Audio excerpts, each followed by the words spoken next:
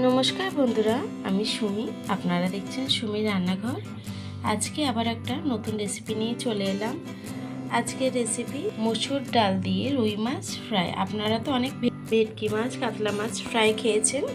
একবার হলেও এই রুই মাছ ফ্রাই রেসিপিটা ট্রাই করবেন। কেমন হয়েছে কমেন্ট বক্সে জানাবেন। আর ভিডিওটা যদি ভালো লেগে থাকে চ্যানেলটাকে সাবস্ক্রাইব করবেন। চলুন তাহলে রেসিপিটা শুরু করা যাক। দেখুন বন্ধুরা, আমি প্রথমে 8 পিস রুই মাছ নিয়ে নিয়েছি রুই ফ্রাই বানানোর জন্য। আমি রুই মাছগুলো একটু পাতলা করে নিয়েছি, যেহেতু ফ্রাই করব। আপনারা চাইলে একটু মোটা পিসও করে নিতে পারেন। এখন এই মাছের জন্য একটা মশলা বানিয়ে নেব। প্রথমে আমি একটা ফ্রাই প্যান বসিয়ে নেব। দিয়ে দেবো 5-6টা গোলমরিচ, দিয়ে দেবো এলাচ, লবঙ্গ আর দারচিনি। সামান্য একটু নুন দিয়ে ভেজে নেব। মশলাটাকে একটু ভেজে নেব।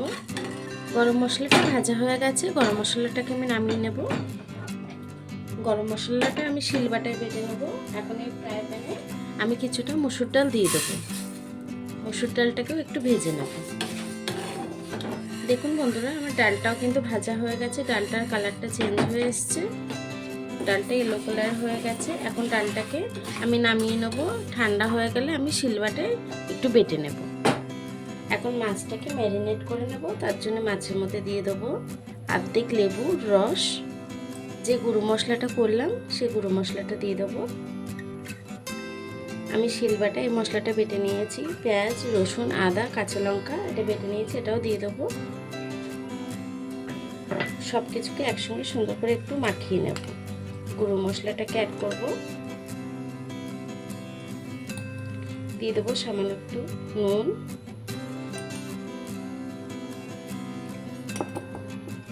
দিয়ে দেবো সামান্য একটু হলুদ গুঁড়ো। হলুদ গুঁড়োটা কম দেবেন একটু।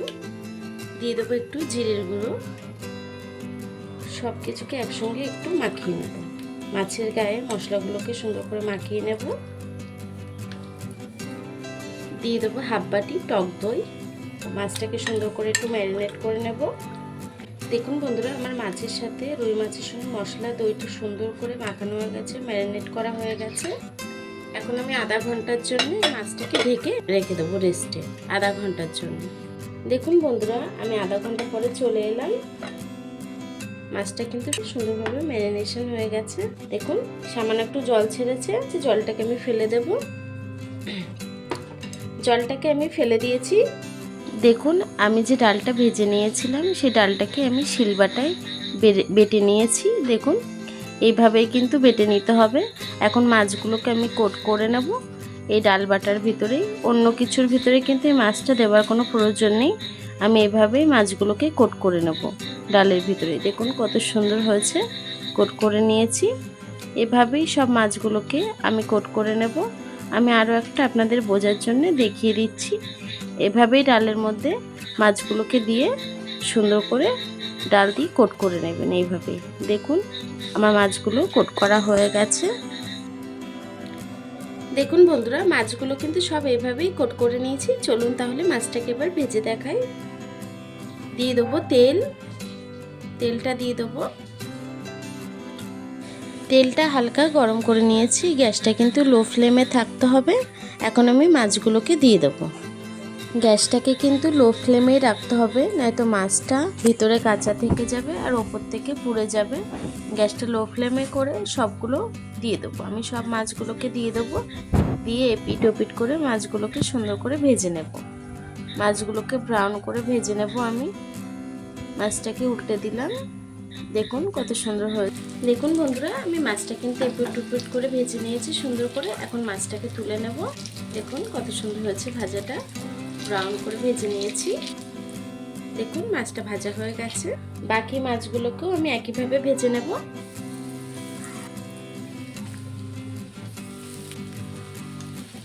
দেখুন বন্ধুরা, আমার ফিশ ফ্রাইটা কিন্তু হয়ে গেছে। এখন মাছটাকে নামিয়ে নেব। দেখুন বন্ধুরা, আমার ফিশ ফ্রাইটা কিন্তু হয়ে গেছে মসুর ডাল দিয়ে। আপনারা তো অনেক ফিশ ফ্রাই খেয়েছেন, কাতলা মাছের, ভেটকি মাছের।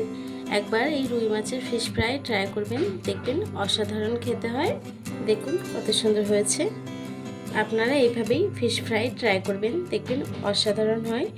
আমি আপনাদেরকে একটা ভেঙে দেখাচ্ছি।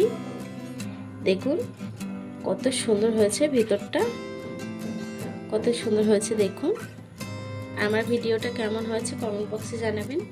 ভিডিওটা যদি ভালো লেগে থাকে চ্যানেলটাকে সাবস্ক্রাইব করে ভিডিওটা লাইক দিয়ে দেবেন। এতক্ষণ ধরে আমার ভিডিওটা দেখার জন্য আপনাদেরকে অসংখ্য ধন্যবাদ।